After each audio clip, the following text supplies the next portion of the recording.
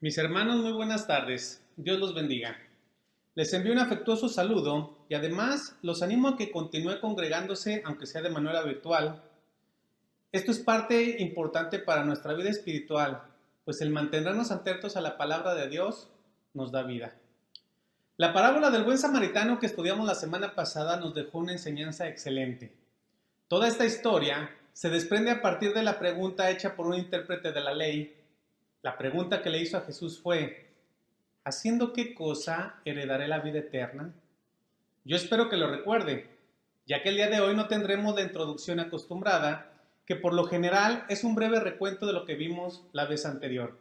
Sin embargo, debemos de subrayar la lección que nos dejó la enseñanza, porque la parábola del buen samaritano nos muestra que la máxima prioridad de cada uno de nosotros como cristianos es amar a Dios. Lo invito a que me acompañe, cierre sus ojos y ore conmigo. Pongamos esta enseñanza en manos del Señor. Bendito Dios y Padre Celestial, muchas gracias, Señor, por tu misericordia. Gracias, Señor, porque tú has sido muy bueno con nosotros. A ti te damos la gloria y la honra y te pedimos, Señor, que esta enseñanza tú la bendigas, Señor, que sea tu palabra hablando a nosotros, a nuestro corazón. Y nos dejamos en tus manos, Señor, agradecidos. En el nombre de tu Hijo, nuestro Señor Jesucristo. Amén. Muy bien, mis hermanos, pues hace unos meses, en la primera enseñanza de nuestra serie en Palabras de Jesús, se puso como objetivo tratar de entender dentro de nuestras posibilidades qué era lo que el Señor Jesús estaba tratando de comunicarnos. La idea es tratar de entenderlo dentro del contexto y de los usos y costumbres de la época. Pero parte importante de esta serie es cómo aplicarlo a nuestro tiempo, a la vida cotidiana, a la particular, a la de cada uno de nosotros. Porque la idea es aprender a poner por obra las palabras de Jesús en nuestra vida. Si es que ha estado atento a las palabras de Jesús, se dará cuenta que hemos aprendido bastante. Además de que Jesús se nos ha revelado como el Mesías, como el Hijo del Hombre, como el Dios encarnado. Pero a pesar de todo lo aprendido, quiero decirle que solamente ha sido una preparación. Pues a estas alturas de la cronología de Lucas, que es nuestro libro de estudio, Jesús está a unos pocos meses de su entrada victoriosa a Jerusalén. Pero aún falta algo de tiempo. Jesús tiene en mente continuar viajando por los lugares cercanos. Sin embargo, ahora ya no lo hará con el énfasis de realizar señales y milagros. Estos últimos meses de su trayecto a Jerusalén tienen como objetivo enseñar de una manera aún más cercana y clara a sus discípulos. Y si Dios lo permite, aprenderemos lo mismo que ellos aprendieron hace más de 2000 años.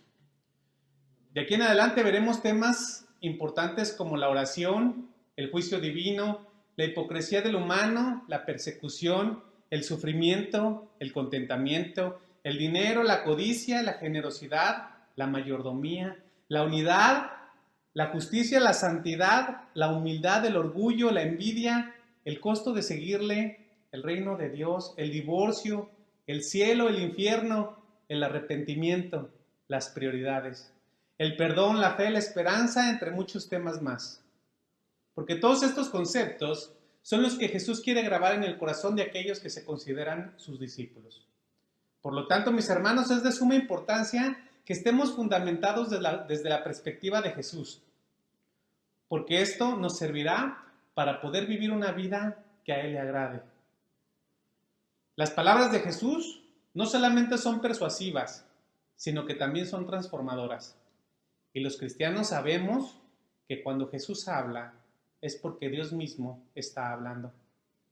Así que sin más preámbulo, vamos a la escritura y busque por favor Lucas capítulo 10 versículo 38 y comenzaremos hablando de las prioridades.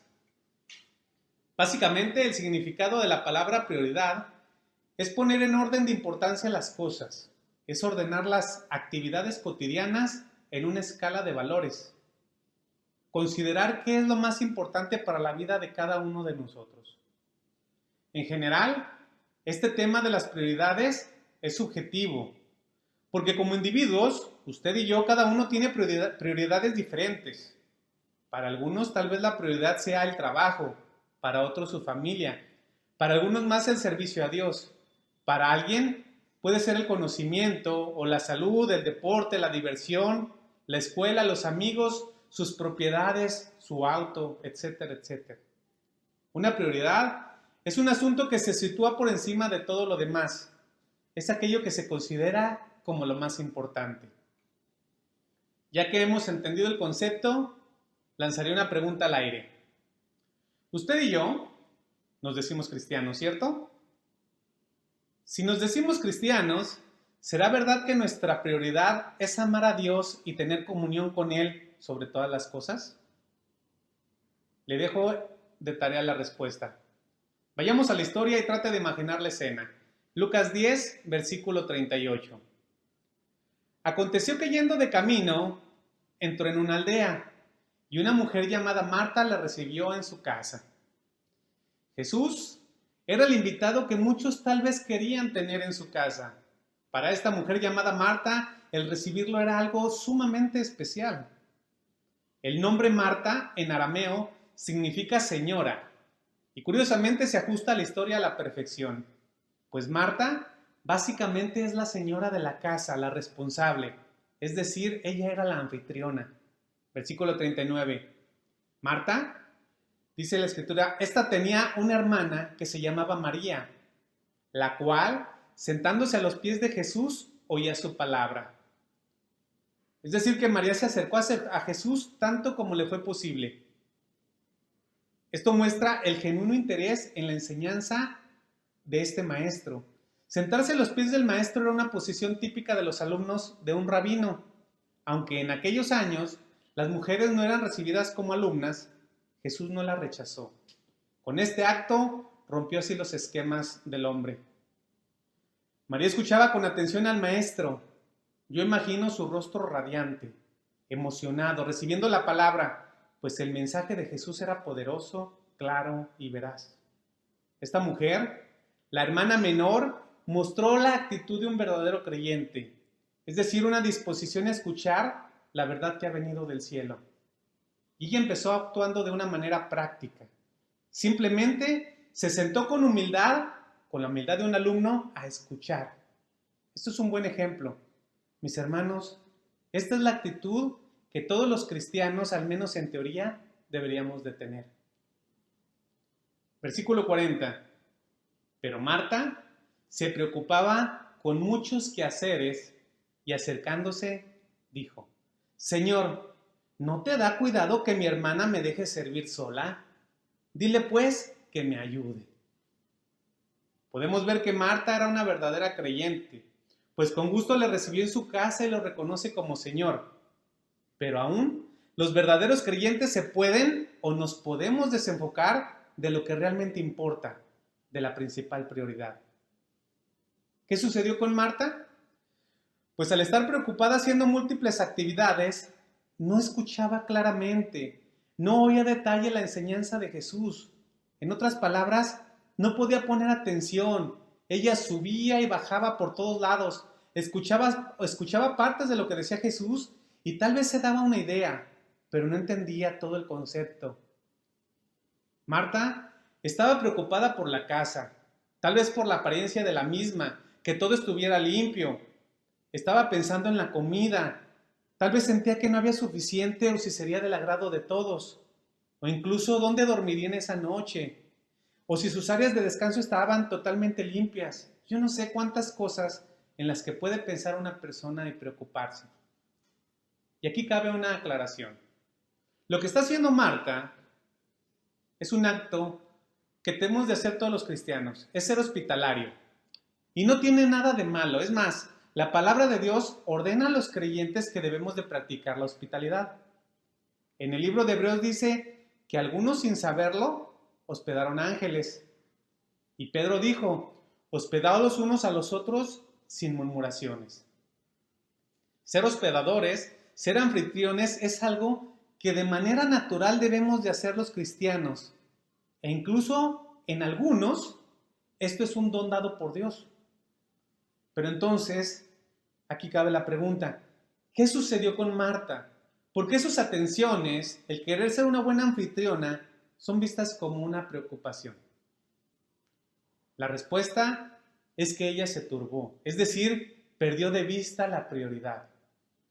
Marta, al servir, al disponer todo, se desvió, pues comenzó a hacerlo de una manera excesiva, tratando de tener todo a la perfección, tal vez intentando impresionar a Jesús, esperando que el maestro le dijera: Marta, qué hermosa está tu casa, qué impecable se encuentra todo, además, huele riquísimo, ¿qué preparaste de comer? Lo que en realidad sucedía es que Marta se estaba sirviendo a ella misma. Su corazón anhelaba reconocimiento. Ella anhelaba ser vista por lo que hacía. Y saben, mis hermanos, esto es orgullo. Al estar motivada por las razones incorrectas, sus muchos quehaceres la empezaron a poner nerviosa. Sentía que el tiempo se le venía encima y se empezó a frustrar. Comenzó a molestarse, porque las cosas no salían tal vez como ella esperaba. Y yo sé que ustedes saben de qué estoy hablando. A todos de alguna forma nos ha pasado, pues es algo más común de lo que quisiéramos aceptar.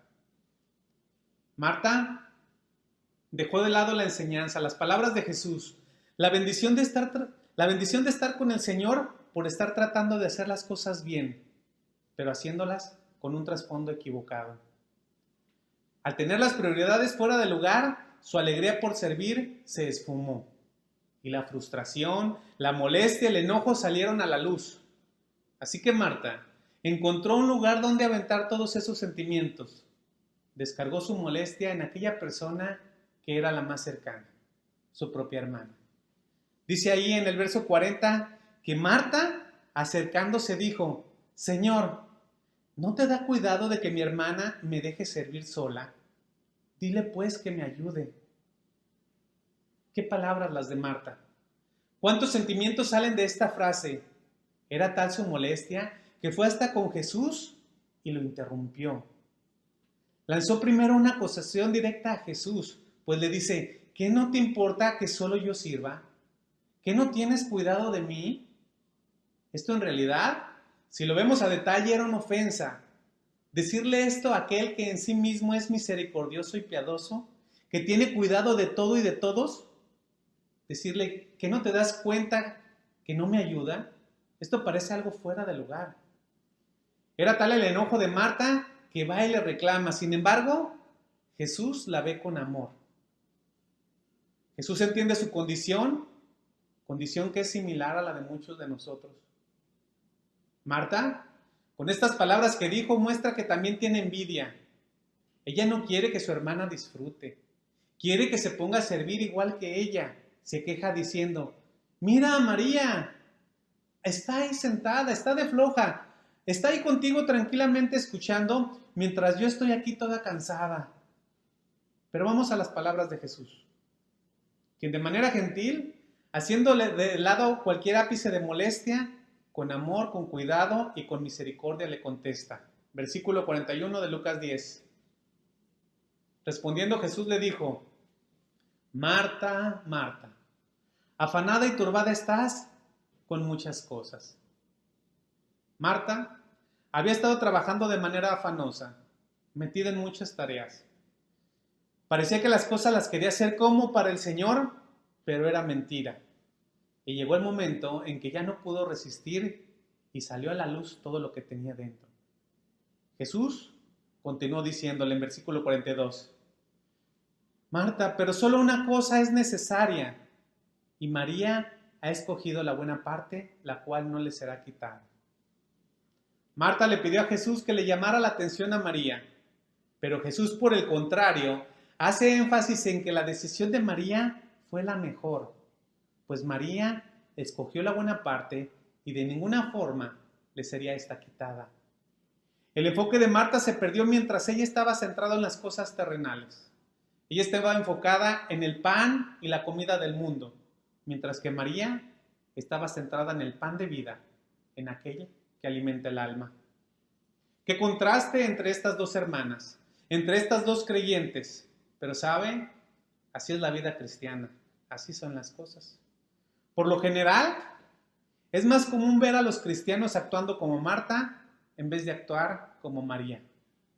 Porque al no tener claras nuestras prioridades, podemos afanarnos en el trabajo secular, en las muchas actividades que nos presenta la vida, o incluso nos afanamos en el servicio a Dios. ¿Sabe? No quiero que lo malinterprete. Ciertamente el trabajo, la familia, el servicio, la iglesia e incluso la diversión tienen un lugar. Pero al entender lo que las palabras de Jesús nos están enseñando, debemos de hacer un alto y reflexionar. ¿Cuál es mi prioridad? ¿En qué estoy enfocado? ¿En qué estoy invirtiendo mi tiempo? ¿Qué es lo más importante? ¿Qué es lo que nos ocupa y preocupa? Cada uno, usted y yo debemos de tener bien claro por qué y para qué hacemos las cosas. ¿Busco como Marta que se me reconozca? ¿Quiero impresionar a los demás? Ese es un concepto equivocado. Tengamos cuidado, pues si andamos afanados, sin pensar claramente, estamos turbados y llegará el día que terminaremos frustrados, cansados y exhaustos. Sin embargo, podemos hacer todo y disfrutarlo, pero con el enfoque correcto. Recordemos lo que nos dice Jesús, pero solo una cosa es necesaria, la comunión con el Señor, y de ahí se desprende todo lo demás. Usted puede tener tiempos de comunión con amigos, con familia, disfrutar de su trabajo, tener un tiempo de esparcimiento, pero todo se desprende de primero estar delante del Señor. Jesús con este breve ejemplo nos enseñó sobre las prioridades y algunas cosas que aún están dentro de nuestro corazón. Cosas que debemos de quitar como la envidia, el orgullo, la molestia. Porque el Señor con sus palabras nos expone, nos muestra que de manera particular todos tenemos ahí algo aún dentro, pero también nos enseña que entendiendo nuestra realidad podemos proceder al cambio. Espero le haya gustado este ejemplo. Vamos a otra lección en palabras de Jesús. Y mis hermanos, quiero comentarles que algo que en teoría debe caracterizar al cristiano es la oración. Y aquí viene otra pregunta. ¿Realmente oramos? ¿Realmente dedicamos un tiempo para estar en comunión con Dios? ¿O cuando oramos lo único que hacemos es sacar nuestro pliego petitorio? Lea conmigo por favor Lucas capítulo 11 versículo 1. Aconteció que estaba Jesús orando en un lugar y cuando terminó, uno de sus discípulos le dijo, Señor, enséñanos a orar, como también Juan enseñó a sus discípulos. Imaginemos a Jesús orando. Sé que cada uno de nosotros lo puede imaginar de manera diferente, pero en realidad ninguno pensó en los detalles del entorno. Ninguno pensó si estaba en la montaña o en el patio de una casa, en una habitación o en el desierto. De esta manera, podemos ver que el lugar donde se realiza la oración no es algo importante, eso es secundario. Lo que de verdad tiene valor es el hecho mismo de la oración. Jesús constantemente estaba en contacto con Dios, con su Padre. Y vamos a ver unos ejemplos de esta comunión. En Lucas 3:21, si lo busca rápidamente, Jesús oró en su bautismo.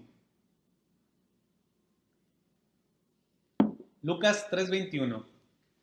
Aconteció que cuando todo el pueblo se bautizaba, también Jesús fue bautizado, y orando, el cielo se abrió, y descendió el Espíritu Santo sobre él en forma corporal como paloma, y vino una voz del cielo que decía, Tú eres mi Hijo amado, en ti tengo complacencia. Jesús también oraba cuando andaba sanando y predicando por la zona, y a pesar de lo complicado que era separarse de las multitudes, de todas las personas que lo buscaban, siempre apartó tiempo para esta actividad. Ahora acompáñenme a Lucas, capítulo 5, versículo 15.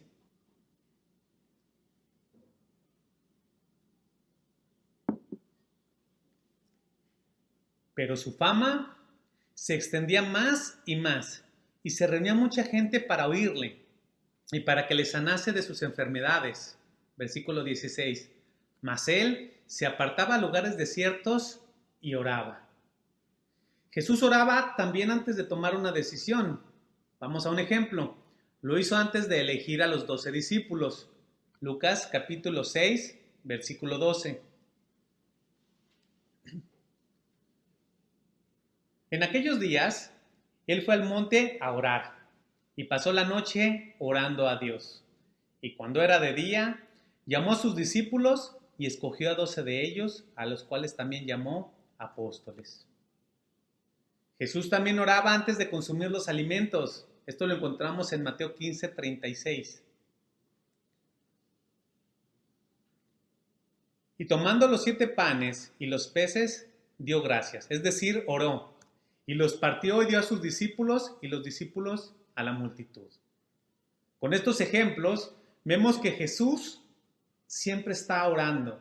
Lo hizo en la transfiguración, oró por las personas, después de alimentar a miles, oró por los niños para bendecirlos y por todos los eventos que vendrían. Por lo tanto, el hecho de que Jesús estuviera orando no era algo extraño para los discípulos. La oración era la constante en la vida de Jesús. Él siempre oraba para estar en contacto, en comunicación con su Padre. Y por lo tanto, este es un claro ejemplo de lo que debemos de hacer nosotros como cristianos. Para nosotros, para usted y para mí, la oración no debe de ser algo ocasional. Y tampoco debe de ser solo para cuando tenemos problemas o situaciones difíciles. Tristemente, así lo hemos reducido y en ocasiones solamente ante una necesidad oramos. Pero ese no es el concepto, no es la idea que Jesús nos enseñó. Orar para Jesús era una forma de vida, era parte inseparable de su andar cotidiano.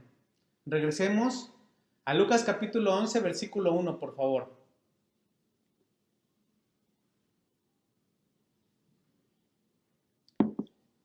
Jesús normalmente buscaba estar a solas para orar, pero en esta ocasión, por el contexto, observamos que cerca de él estaban los discípulos. Y cuando terminó de hacer la oración, uno de sus discípulos le dijo: Señor, enséñanos a orar como también Juan enseñó a sus discípulos. Muy probablemente estas palabras son de Pedro, quien era el que normalmente hablaba por todos los demás, y le hizo a Jesús una petición que parece extraña. ¿Por qué parece extraña? Él le dijo: enséñanos a orar.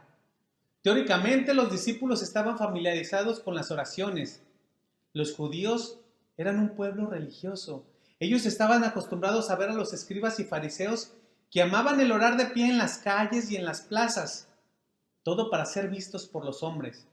Ellos hacían un espectáculo público con sus vanas y constantes repeticiones ritualistas. Sus oraciones eran cíclicas y sin significado. Es por eso que los discípulos, al escuchar a Jesús orando, se dieron cuenta que su oración era radicalmente distinta. No eran las típicas oraciones a las que estaban acostumbrados a escuchar. No era lo que ellos oían en las sinagogas por parte de los rabinos, por parte de los fariseos y escribas. Todo era diferente. La manera de orar de Jesús los cambió. Por lo tanto le dijeron: enséñanos a orar. Esta petición es acertada, pues muestra la actitud correcta del alumno, de aquel que verdaderamente quiere aprender. Ellos hicieron de lado cualquier idea preconcebida. Vamos a las palabras de Jesús, donde el maestro por excelencia les enseña y nos enseña a orar. Lucas 11, 2. Jesús les dijo: cuando oréis, decid: Padre nuestro que estás en los cielos, santificado sea tu nombre. Venga tu reino, hágase tu voluntad, como en el cielo, así también en la tierra. Los discípulos no le pidieron a Jesús que les enseñara una oración para recitarla de memoria. Ellos lo tenían muy claro. Estaban hartos de ese tipo de oración ritualista. Por lo tanto, cuando Jesús dice la frase, cuando oréis decir, ellos entendieron, sabían perfectamente que Jesús estaba refiriendo a un concepto, a una estructura, la cual sería útil para toda oración. Jesús inicia el modelo diciendo: Padre nuestro que estás en los cielos, santificado sea tu nombre. Mis hermanos, la palabra Padre en arameo es Abba. Esta expresión la usaban comúnmente los niños pequeños y era una de las primeras palabras que estos pequeños aprendían a decir. Esta palabra Abba habla de intimidad, de cercanía, de confianza, de unidad. Es algo similar a la que nos dicen nuestros hijos, para aquellos que somos padres. Cuando nos dicen apá, papi, papito, o cuando aún le decimos a nuestros progenitores y aún los tenemos de la misma forma. Estas palabras de Jesús muestran que los cristianos tenemos el privilegio de acercarnos confiadamente al Padre, de hacerlo en términos de intimidad, y todo gracias a que fuimos redimidos. Gracias a eso podemos entrar a la presencia de Dios, del soberano y eterno creador de todas las cosas, y decirle Abba, porque sabemos que pertenecemos a su familia. Al decir Padre nuestro que estás en los cielos, Jesús nos enseña que este es un acto de adoración y reconocimiento del poder del Padre. Pues muestra cómo Dios está en todo lugar, que Él es omnipresente.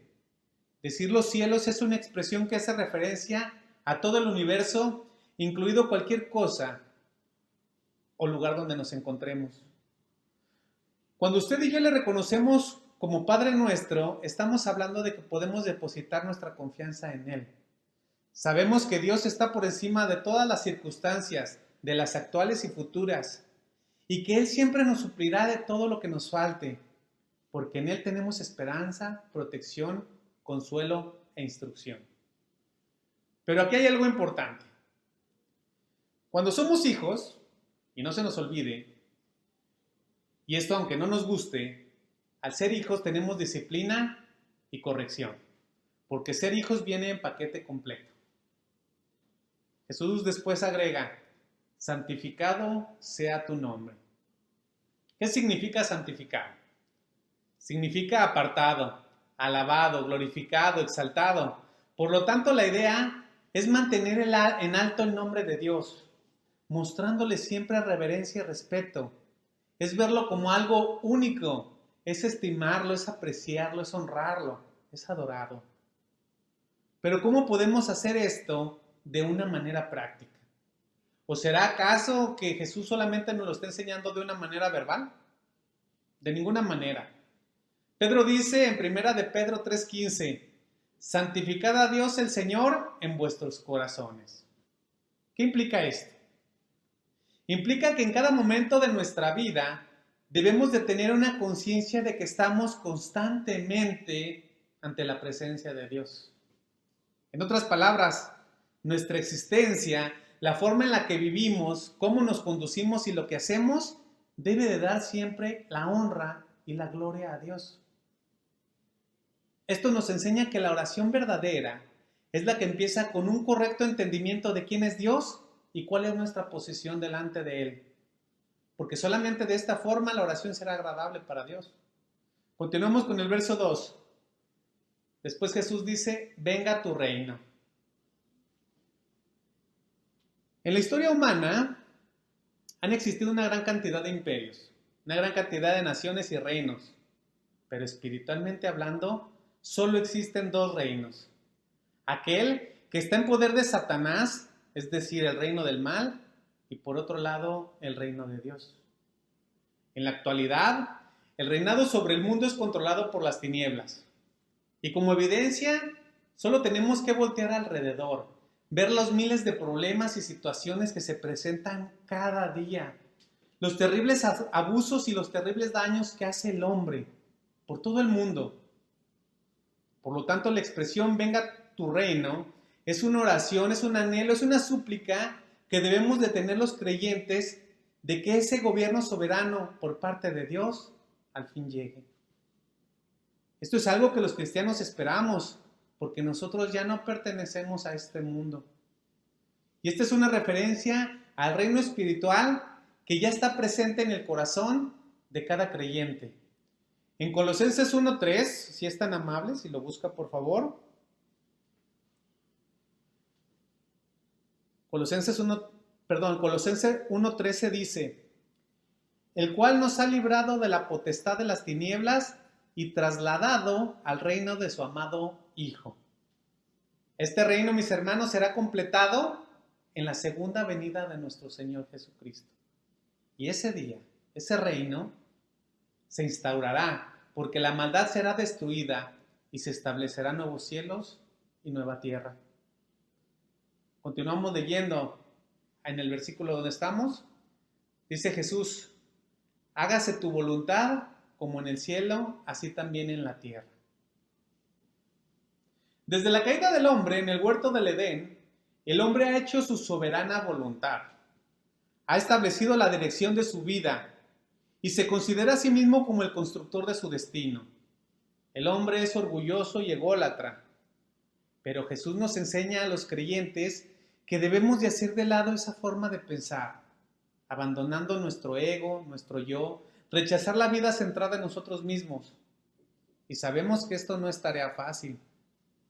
Por lo tanto, tengamos cuidado, pues si al orar decimos, hágase tu voluntad como en el cielo, así también en la tierra. Porque si decimos esto es porque estamos reconociendo, estamos conscientes de que Dios es soberano, que su autoridad es absoluta y que cada uno de nosotros también queremos hacer su voluntad.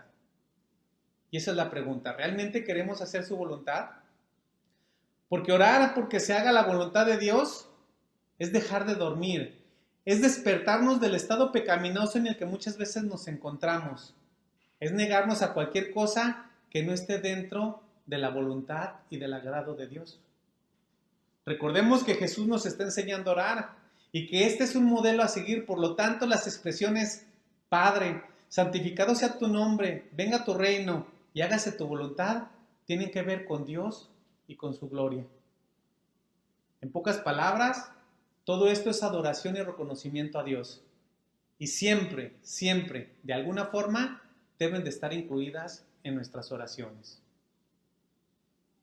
Vamos a Lucas 11, versículo 3. El pan nuestro de cada día, dánoslo hoy.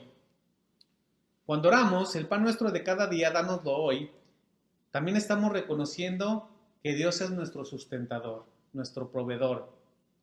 Y llegar a pensar que dependemos de nosotros mismos, que nosotros somos los que obtenemos las cosas, es un terrible error. Porque usted y yo, todo lo que tenemos, todo lo que somos, es porque en su misericordia Dios nos lo ha provisto. Ciertamente son cosas temporales que sirven para vivir. Algunas cosas constituyen elementos básicos como la alimentación o la vivienda. Pero recordemos que nuestro Padre Celestial sabe que tenemos necesidad de todas esas cosas. Así que dentro de la oración ahora pedimos, aquí entran nuestras necesidades. Pero si se ha dado cuenta, no es la parte central de la oración. Debemos de tener esto bien claro. Ciertamente pedimos, pero no lo hacemos para satisfacer nuestros caprichos, sino que oramos confiando en que Dios cada día ha de proporcionarnos todo lo que necesitamos. Versículo 4 de Lucas 11. Y perdónanos nuestros pecados, porque también nosotros perdonamos a todos los que nos deben. Cuando Jesús enseñó a sus discípulos a orar, estableció el perdón como piedra angular en su relación con Dios.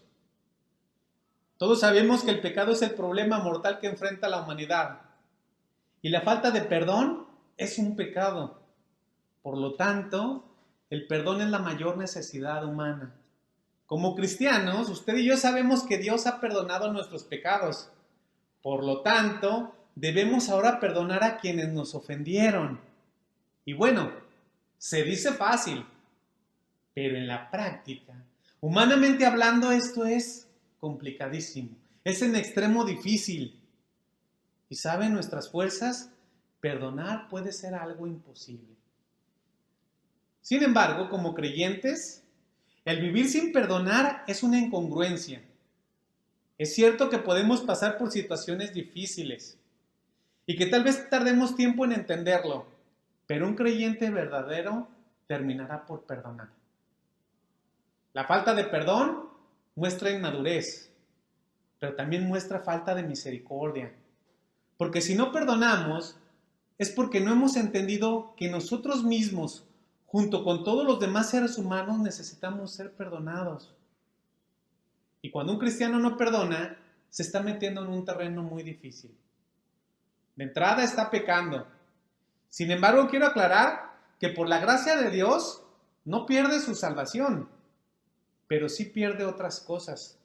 Por ejemplo, alguien que no perdona pierde la comunión con sus hermanos, pierde el gozo, pierde la paz, la seguridad e incluso puede dejar de ser útil al servicio a Dios. Normalmente alguien que no perdona se vuelve amargado, se estresa fácilmente y tiende a meterse en problemas. La falta de perdón hace que el cristiano no sea apto para adorar a Dios. Es decir, esto hace que se mantenga alejado de la comunión. Perdonar a los demás las ofensas que nos hacen es una bendición. Es una bendición que nos lleva a descansar y a estar conscientes de nuestra humanidad caída, de saber que todos cometemos errores y decimos cosas que no debemos. Y siempre habrá dos caminos. Por un lado podemos escoger el negarnos a perdonar y por otro lado podemos proceder al perdón. Sí, sé que no es fácil, porque negarnos al perdón es negarnos a nosotros mismos. Pero quiero decirle que si lo hacemos con el entendimiento correcto, veremos a la ofensa como el medio que Dios usa para perfeccionarnos. Y además aprenderemos a colocar los agravios en una perspectiva diferente. Si aprendemos a perdonar, a ver las cosas de una perspectiva como como Jesús lo hizo, seguiremos sus pasos. Acompáñenme a 1 de Pedro, capítulo 2, versículo 21.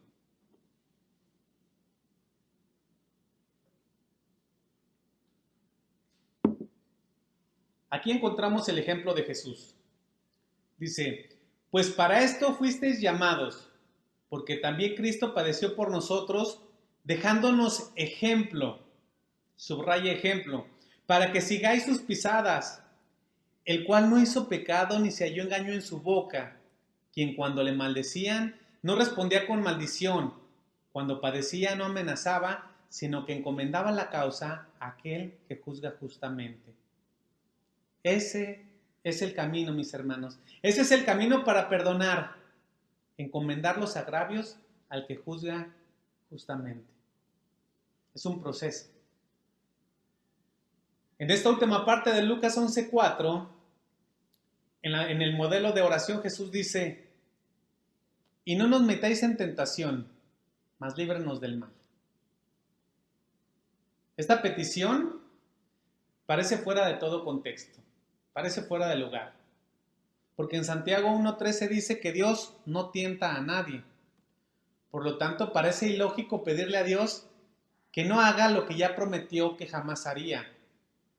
Entonces, ¿por qué dentro del marco de la enseñanza de la oración Jesús incluyó esta petición? Esta solicitud de no meternos en tentación. Bueno, en realidad este es un ruego a Dios para que no permita que los sufrimientos y situaciones difíciles de la vida se conviertan en tentaciones y nos lleven a pecar.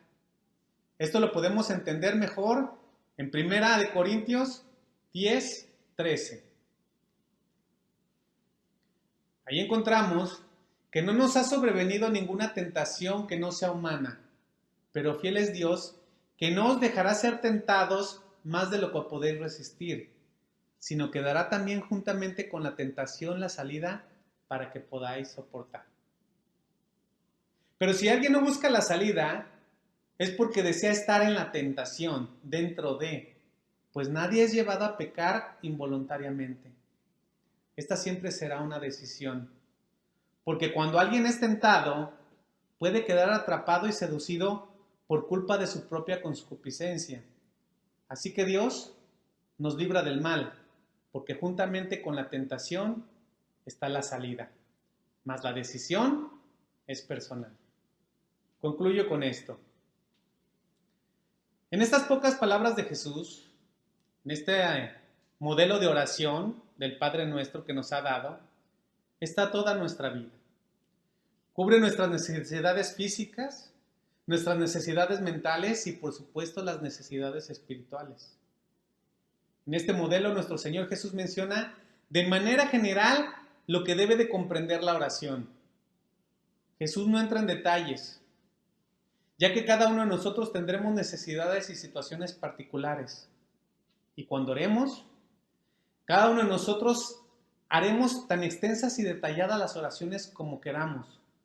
Solo tengamos en cuenta que nuestra oración siempre debe estar dirigida al Padre, darle la honra y la gloria, que contenga los elementos que nos enseña y que siempre lo hagamos en el nombre de Jesús. Espero esta enseñanza de nuestro Señor Jesucristo sea de bendición. Vamos a dar gracias. Bendito Dios y Padre Celestial, te doy muchas gracias. Gracias, Señor, por la vida que tú nos has dado, con la cual queremos honrarte, con la cual queremos darte la gloria, Señor, en todo momento, en todo lo que hagamos en nuestro caminar. Gracias por tus palabras, Señor, que nos dejan una lección de cómo debemos de hacer las cosas delante de ti, de cómo debemos de orar delante de ti, cómo pedirte, Señor, de la manera correcta. Gracias, Señor, porque también nos enseñas a que no debemos de estar angustiados, fatigados, cansados por las actividades cotidianas que tenemos en nuestra vida, Señor. Que debemos de tener las prioridades bien marcadas y que siempre estés tú, Señor, en primer lugar en nuestra vida. Te damos muchas gracias y nos dejamos en tus manos agradecidos. En el nombre de nuestro Señor y Salvador Jesucristo. Amén.